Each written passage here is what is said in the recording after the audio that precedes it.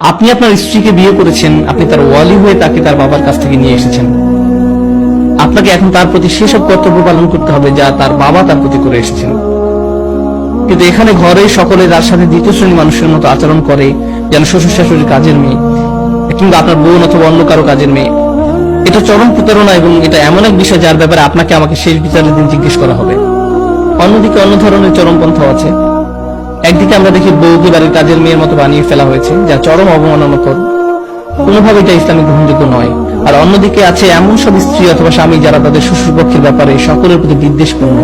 তাদের কারোর সাথে আমি সম্পর্ক রাখতে চাই না, তাদের মুখও দেখতে চাই না, আমি চাই না তারা আমাদের বাসায় আসুক, আমি চাই না তুমি তোমার মায়ের বাসায় যাও, তার সাথে কথা বলো, আমি তাকে ঘৃণা করি, আমি তাকে সহ্য করতে পারি না, ইত্যাদি ইত্যাদি। এভাবে অত্যধিক দূরত্ব সৃষ্টি করেন আপনি আপনার স্বামীর পরিবার থেকে। এটাও এক ধরনের চরমপন্থা। তারা আপনার স্বামীর অভিভাবক, তাদের অধিকার আছে আপনার স্বামীর উপর। তারা যেন তাদের নাতি নাতনিকে দেখতে আসতে পারে, তারা যেন আপনার বাসায় ঝগড়া সৃষ্টি হবে এমন দুশ্চিন্তা করা ছাড়াই আসতে পারে, অথবা তাদের উপস্থিতিতে আপনি যেন তাদের সামনে স্পষ্ট অসন্তোষ প্রকাশ না করে বসেন। তো এতে আপনি আপনার দিক থেকে অত্যাচার করছেন আপনার স্বামীর উপর। কারণ তার প্রতি ভালোবাসার প্রতীক হিসাবেও আপনার অন্তত তার পরিবারের সাথে সৌজন্যমূলক আচরণ করা উচিত, ভদ্রতা এবং শ্রদ্ধা করা উচিত। আপনার স্বামী আপনার উপর তা চাপিয়ে দিতে পারেন না, কিন্তু এই আচরণ তো আপনার নিজ থেকে আসা উচিত। এই সৌজন্যমূলক আচরণগুলো তো সব মুসলিমই অন্য মুসলিমের প্রতি করে থাকে। যারা একই পরিবারের অংশ হয়ে গিয়েছে তাদের কথা না হয় নাই বললাম। আমাদের এমনিতেই পরিবারের সদস্যদের সাথে সর্বোচ্চ সুন্দর ব্যবহার করা উচিত। হ্যাঁ, জটিল অবস্থারও সৃষ্টি হয়, বিশেষ করে যৌথ পরিবারের ক্ষেত্রে। সত্যিই অনেক ক্ষেত্রে জটিল পরিস্থিতি তৈরি হয়। অন্য অনেক কালচারের মধ্যে, বিশেষ করে দেশি কালচারে, আমরা সকলে মিলে এক ছাদের নিচে থাকার গুরুত্ব আরোপ করি।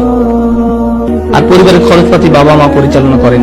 আর বউকে এই করতে হবে, সেই করতে হবে, একজন ভালো স্ত্রী হিসাবে পরিচয় পেতে। এই নীতি বেশিরভাগ পরিবারের ক্ষেত্রে কাজে দেয় না। আর যদি কাজে না দেয় বোনেরা, আমি বলছি না আপনারা এই ক্ষেত্রে বিয়ে ভেঙে ফেলো, তবে এটা বাস্তবিকই আলোচনার দাবি রাখে, কারণ এই পন্থা ইসলামিক নয়। যদিও আপনারা পুরো পরিবার মিলে এই সিদ্ধান্ত নিয়েছেন, এই সিদ্ধান্তকে ইসলামের আড়ালে লুকিয়ে রেখে ভাববেন না যে ইসলাম আপনার কাছে এটাই চায়। ইসলাম আপনার কাছে এমন কিছু প্রত্যাশা করেনি, এটা আপনার পরিবার চেয়েছে। কিছু ব্যাপারে আপনাকে পরিবারের সকলের সঙ্গে নিয়ে সিদ্ধান্ত গ্রহণ করতে হবে। তোমরা যেসব নিয়ামত ভোগ করো সেই ব্যাপারে তোমাদের জিজ্ঞাসা করা হবে। আমার স্ত্রী, আমার সন্তান সন্ততি, বাবা মা, এরা সবাই আল্লাহর নিয়ামত যা আমি উপভোগ করি, তাই আমার উচিত তাদের অধিকার আদায় করা। তো আমি প্রার্থনা করছি যেন এই কথাগুলো যেন সব ভ্রান্ত ধারণা কিছুটা হলেও হ্রাস করে, যারা ভাবে যে এটা আসলে ইসলামেরই আদর্শ। ইসলামের ব্যাপারে এমন কিছু বলেনি, এটা কেবলই সাংস্কৃতিক অপচর্চা। যেভাবে মেয়েদের সাথে আচরণ করা হয়ে থাকে, কুরআন একে সমর্থন করে না, রাসূল সাল্লাল্লাহু আলাইহি ওয়াসাল্লাম সুন্নাহ কোনোভাবেই একে সমর্থন করে না।